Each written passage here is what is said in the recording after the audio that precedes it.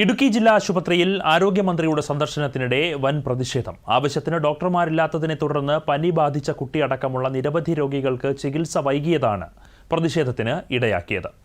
സംഭവത്തിൽ സൂപ്രണ്ടിനെയും ഉദ്യോഗസ്ഥരെയും ഡിവൈഎഫ്ഐ പ്രവർത്തകർ ഉപരോധിച്ചു.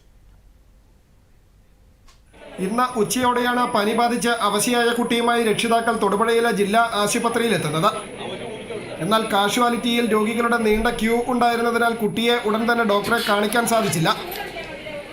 മണിക്കൂറുകളോളം കാത്തു നിൽക്കുന്നതിനിടെ പനി കൂടി കുട്ടിക്ക് ഫിക്സ് വരികയും തുടർന്ന് കോട്ടയത്തെ ആശുപത്രിയിലേക്ക് മാറ്റുകയുമായിരുന്നു.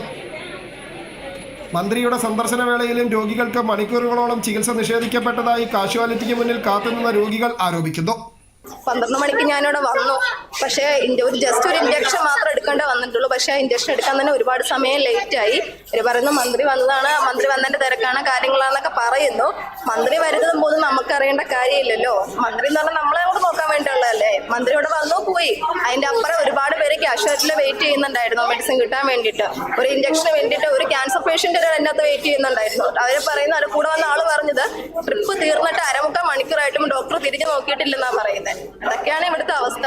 നേഴ്സ് പോലും മൈൻഡ് ചെയ്തിട്ടില്ല. അവിടെ 3 കുറെ നേഴ്സുമാരുണ്ടായിട്ടും എല്ലാവരും ഒരാളുടെ പുറകെ ആയിരുന്നു, ഒരു കുഞ്ഞിന്റെ പുറകെ. ആ കുഞ്ഞിന് പനി കൂടി ഫിക്സ് ആയതിനു ശേഷമാണ് പിന്നെ ബാക്കിയുള്ളവർ തിരിഞ്ഞു നോക്കിയത്.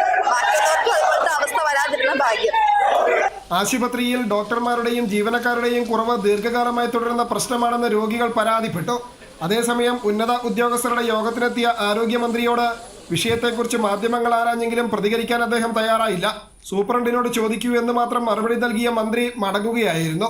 ഇതിന് പിന്നാലെ ഡിവൈഎഫ്ഐ പ്രവർത്തകർ ആശുപത്രിയിലെത്തി സൂപ്രണ്ടിനെയും ഡിഎംഒയെയും ഉപരോധിച്ചു. ആശുപത്രിയിലെ ജീവനക്കാരുടെ കുറവ് ഉടനടി പരിഹരിക്കണമെന്നാണ് പ്രതിഷേധക്കാരുടെ ആവശ്യം. ദൂരദർശൻ ന്യൂസ്, ഇടുക്കി.